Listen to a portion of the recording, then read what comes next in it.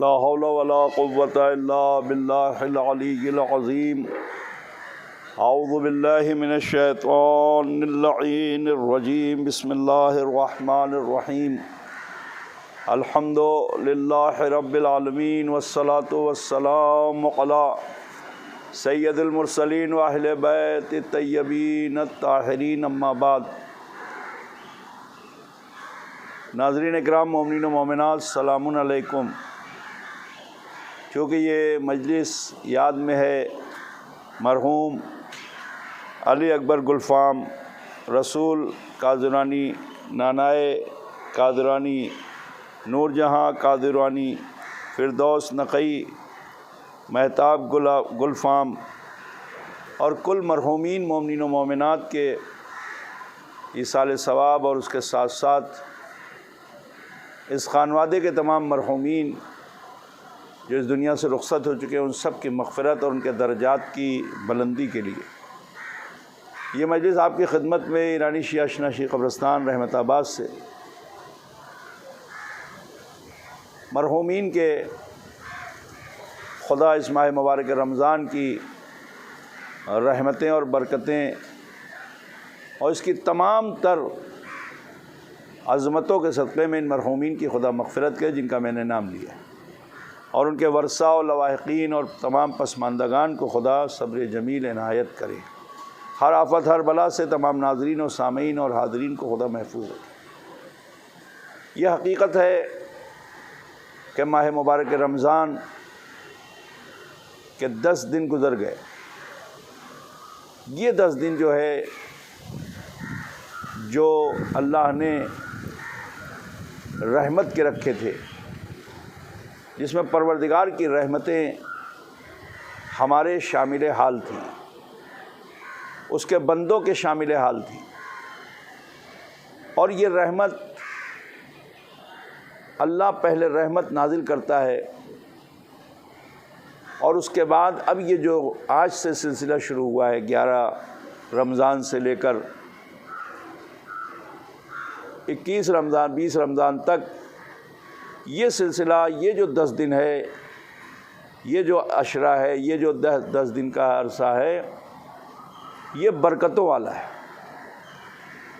جن لوگوں پر رحمت نازل ہو چکی ہے، اللہ کرے کہ ہر مومن پر خدا رحمت نازل کرے، اور ہم سب کے نماز و روزے کو خدا قبول کرے۔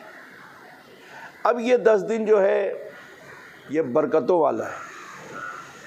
اس میں جتنا ہو سکے کار خیر کریں، جتنا ہو سکے مومنین کے ساتھ اپنے تعلقات کو بہتر کریں، جتنا ہو سکے ناظرین و سامعین صدقہ و خیرات دیں، اپنی طرف سے بھی، اپنے اہل و عیال کی طرف سے بھی، اور اپنے مرحومین کی طرف سے۔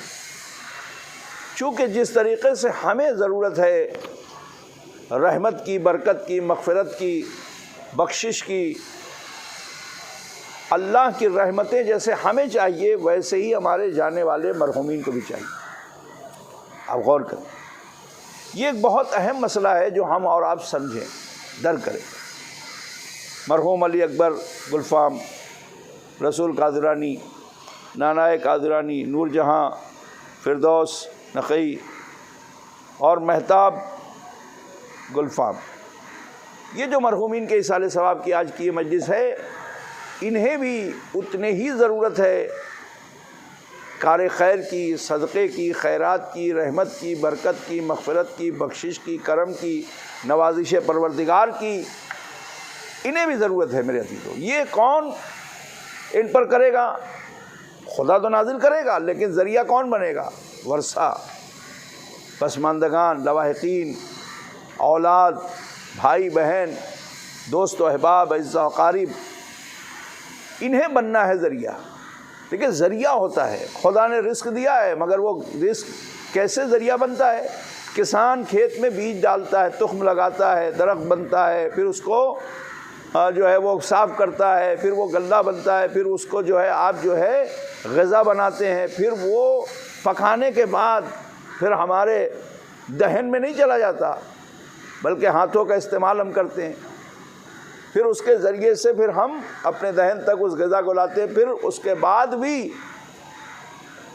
ائمہ معصومین نے بھی کہا ہے اور سائنس بھی آج یہ بات کہہ رہی ہے کہ پورا ایک سسٹم خدا نے ہمارے وجود میں، ہمارے جسم میں رکھا ہے. یہ سسٹم کس بات کے لیے ہے؟ یہ غذا ہمارے دہن میں جاتی ہے، پھر وہاں سے وہ غذا سسٹم کے تحت کچھ اللہ نے بنائے ہیں، اس میں وہ غذا جو ہے خون الگ ہوتا ہے، پانی الگ ہوتا ہے، غلاظتیں الگ ہوتی ہے. توجہ فرما رہے ہیں آپ؟ یہ ایک سسٹم کے تحت پورا کام ہوتا ہے، اور پھر کہیں جا کے ہمارے جسم کو تقویت ملتی ہے، پھر کہیں جا کے ہمارے جسم کو قوت ملتی ہے، پھر کہیں جا کے ہمارے جسم کو طاقت ملتی ہے. ایسا نہیں ہے کہ بس اٹھایا اور کھا لیا، نہیں، پورا ایک سسٹم ہے، ایک نظام ہے قدرت کا. اس سسٹم میں ہم اور آپ بھی آتے ہیں. اسی طریقے سے ہمارے جانے والے مرحومین کے لیے بھی اللہ نے ایک سسٹم رکھا ہے. دیکھو، رحمت تو وہ نازل کرے گا، برکتیں وہ نازل کرے گا، مغفرت وہ کرے گا، بخشش وہ کرے گا، نوازش اس کی ہوگی، مگر سسٹم کے تحت. سسٹم کیا ہے؟ اولاد دعا کرے. سسٹم کیا ہے؟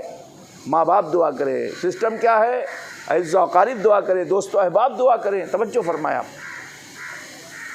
ہم خیرات کریں گے مرحومین کے لیے، ہم جو ہے دعا کریں گے مرحومین کے لیے، ہم نمازیں پڑھیں گے مرحومین کے لیے. ماہ مبارک رمضان ہے، دعائے ابو حمزہ شمالی پڑھیں، ترجمہ پڑھیں. میں اپنے تمام سننے والوں سے کہہ رہا ہوں کہ عربی نہ پڑھیں. اگر آپ کی زبان عربی نہیں ہے، اگر آپ عربی داں نہیں ہیں، اگر آپ عربی نہیں سمجھ سکتے تو آپ اردو میں پڑھیں، آپ فارسی میں پڑھیں، آپ گجراتی میں پڑھیں، آپ ہندی میں پڑھیں، آپ انگلش میں پڑھیں. ہر دعا کا ترجمہ اپنی زبان میں پڑھیں جسے آپ سمجھ سکتے ہیں. اس لیے قرآن اللہ نے کیوں نازل کیا؟ قرآن اللہ نے کیوں نازل کیا؟ آپ ذرا غور کریں، اندازہ کریں کہ رسول خدا فرماتے ہیں کہ من مات ولم یعرف امام زمانہ ماتا میتۃ جاہلیہ. نبی کریم کی حدیث ہے کہ اگر کوئی شخص مر جائے اور اپنے زمانے کے امام کو نہ پہچانے تو وہ شخص کون ہے؟ جاہلیت کی موت مرا، کفر و شرک کی موت مرا. میرے عزیزوں، میرے دوستوں، کفر و شرک کی موت سے بچنے کے لیے ہمیں اپنے امام کی معرفت، امام کی شناخت، امام کی پہچان ضروری ہے. تو کیا امام صرف اور صرف حضرت علی علیہ السلام سے لے کر امام مہدی آخر الزمان عجل اللہ تعالیٰ فرجہ الشریف ارواحنا لہ الفدا صرف یہی ذات ہے؟ نہیں، بلکہ پیغمبر کی حدیث ہے انی تارک فیکم الثقلین کتاب اللہ و عترتی اہل بیتی. آپ اس نقطے پر غور کریں میرے تمام سننے والے. پیغمبر فرما رہے ہیں کہ میں نے تمہارے درمیان میں دو چیزیں چھوڑی ہے، ایک میری اطرت ہے اور ایک قرآن ہے. تو دو چیزیں چھوڑی ہے، تو دونوں کی معرفت ضروری ہے. اس لیے کہ لن یفترقا، پیغمبر نے کہا ان دونوں میں جدائی نہیں ہوگی حتی یردا الی الحوض، یہاں تک کہ وہ حوض کوثر پر مجھ سے ملاقات کریں گے، اس سے پہلے ان کی جدائی نہیں ہے. تو جہاں ہمیں امام کی شناخت کرنا ہے، جہاں ہمیں امام کی پہچان حاصل کرنا ہے، جہاں ہمیں امام کی معرفت حاصل کرنا ہے، وہی ہمیں قرآن کی معرفت حاصل کرنا ہے. قرآن کیا کہہ رہا ہے؟ ہم عربی قرآن بہت زیادہ تلاوت تو زور دیتے ہیں، مگر قرآن کیا رہا ہے؟ بھائی ترجمہ کس لیے قرآن کا کیا گیا اردو میں بتائیے؟ ہندی میں ترجمہ کیوں کیا گیا قرآن کا؟ انگلش میں قرآن کا ترجمہ کیوں کیا گیا؟ اگر یہ کیوں کا سوال آپ کی سمجھ میں آ جائے، ہماری سمجھ میں آ جائے، تو انشاءاللہ ہم اس پر مقصد میں کامیاب ہو جائیں گے.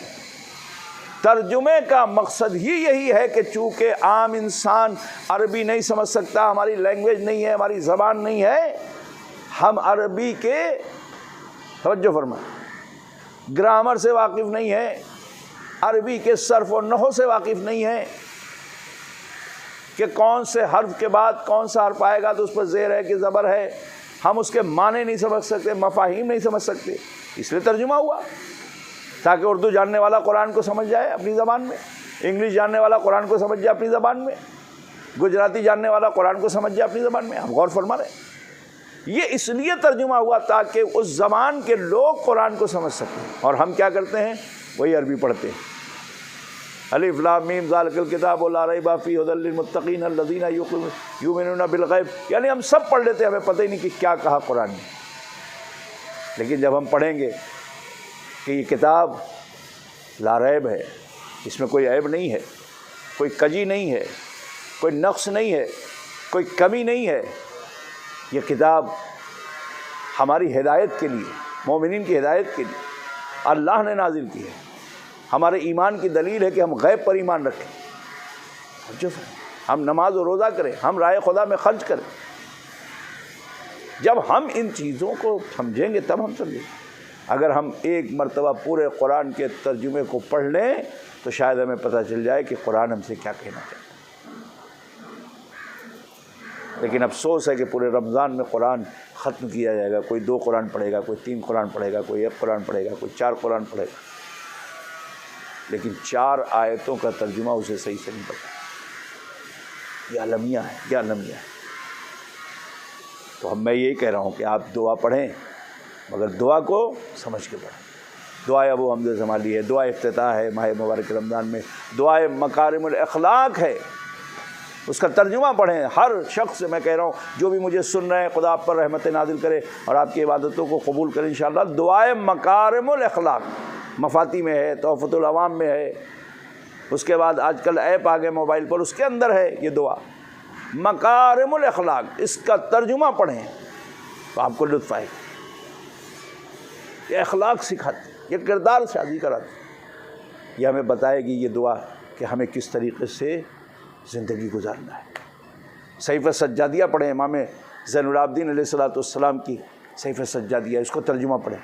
دیکھیں امام ایک ایک بات کیا کیا کہہ رہے ہیں، اور کتنی گہرائی اور کتنی عجیب عجیب باتیں جو ہمارے ذہنوں میں بھی نہیں ہوں۔ آپ کو لطف آئے گا، پڑھ کے دیکھیں، تھوڑا تھوڑا پڑھیں۔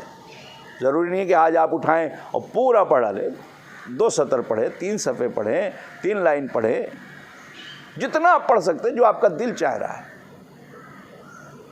اس لیے کہ جو چیز دل سے نہیں ہوتی، نیت اگر خالص نہ ہو تو آپ رات بھر آپ کو کوئی بٹھا دے وہ مجبوری والی ہو جائے گی عادت۔ اسی لیے کہا گیا ہے، امام علی کا جملہ میں اکثر دہراتا ہوں کہ شک کی عبادت سے بہتر ہے یقین کا سونا، یقین کی نیند شک کی عبادت سے بہتر ہے۔ میرے عزیزوں، میرے دوستوں، بس میں نے اپنی گفتگو تمام کی۔ خدا ان مرحومین کے درجات کو بلند کرے، ان کے پسماندگان کو سب دے۔ میری بات یاد رکھیے گا، اردو میں پڑھیں، انگلش آتی ہے آپ کو تو انگلش میں پڑھیں، فارسی ہے تو فارسی میں پڑھیں، پھر دیکھیں اس کا لطف کیا ہوتا ہے۔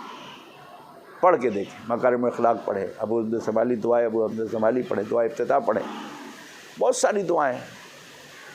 دعائے سحر پڑھتے ہیں، اس کا ترجمہ پڑھیں، دعائے افطار پڑھتے ہیں، اس کا ترجمہ پڑھیں، دیکھیں کہ کیا ہے۔ دعائے جوشن کبیر ہے، اس کا ترجمہ پڑھیں۔ اللہ اکبر، یہ اہل بیت اطہار نے ہمیں کیسی کیسی نعمتیں دی ہیں۔ خدا ہمیں ذریعہ بنا رہا ہے ان مرحومین کی مغفرت کے۔ کل مومنین و مومنات جو اس قبرستان شیعہ اشنا شریف رحمت آباد، ایرانی شیعہ اشنا شریف رحمت آباد میں جو مرحومین دفن ہے، خدا ان کی مغفرت کرے، ہم سب پر رحمت نازل کرے۔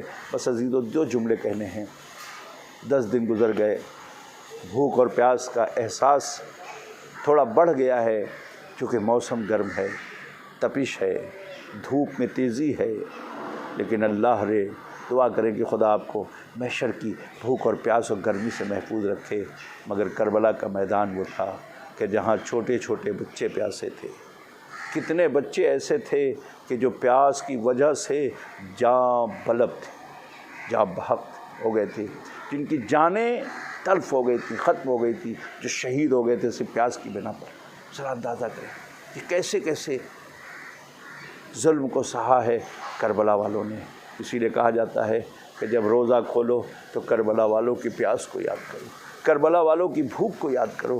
کربلا میں حسین ابن علی ہیں، علی اکبر ہیں، مولا عباس ہیں، یہ سب قربانی دے رہے ہیں۔ جناب قاسم تو ایسی قربانی دے رہے ہیں کہ آواز دینے چچا میرے نزدیک موت شہد سے زیادہ شیریں۔ امام حسین نے کہا کہ یا بنیہ کیف عند الموت اے میرے لال قاسم تمہارے نزدیک موت کیسی ہے؟ فرماتے چچا میرے نزدیک موت شہد سے زیادہ شیریں ہے، یعنی حق پہ مرنا، حق پہ قربان ہونا۔ جناب قاسم کہہ رہے اگر تم حق پہ مر رہے ہو، حق پہ قربان ہو رہے ہو، اگر اہل بیت کی معرفت میں دنیا سے جا رہے ہو تو گویا وہ تمہاری موت نہیں ہے بلکہ وہ موت کا ذائقہ شہد سے زیادہ شیریں ہوگا۔ کل نفس ذائقۃ الموت کا مزہ اگر کسی نے بتایا ہے تو وہ حسن کے بیٹے قاسم نے بتایا، جس کے جسم کے ٹکڑے ٹکڑے ہو گئے تھے۔ حسین نے گٹری بنایا، خیمے میں لائے، اے ام فروا تمہارے لال کا لاشا آیا۔ سیعلم الذین ظلموا ای منقلب انا للہ و انا الیہ۔ پروردگار ہماری اس عبادت کو قبول فرما، حاضرین پر رحمت نازل فرما، ناظرین و سامعین پر رحمت نازل فرما۔ ان مرحومین جن کا میں نے نام لیا پروردگار ان کی مغفرت فرما، ان کے درجات کو بلند فرما۔ بحق مظلوم کربلا کے مرحوم علی اکبر گلفام رسول قادرانی نانائے نور جہاں فردوس اور مہتاب گلفام اور تمام ان کے خانوادے کے مرحومین کی خدا مغفرت فرما، ان کے درجات کو بلند فرما۔ پروردگارہ ان کے لواحقین و ورثہ اور ان کے بچوں کو صبر جمیل عنایت فرما، ہر آفت ہر بلا سے محفوظ سوائے غم سید الشہداء کے انہیں کوئی غم نصیب نہ فرما۔ ہمارے امام کا جلد سے جلد ظہور فرما، ہم سب کو ان کے آوان و انصار میں شمار۔ آپ سب سے گزارش ہے کہ ایک مرتبہ سورہ حمد، 3 مرتبہ سورہ توحید کی تلاوت کر کے ان تمام مرحومین کی ارواح کو ایصال کریں۔ والسلام علیکم ورحمۃ اللہ وبرکاتہ۔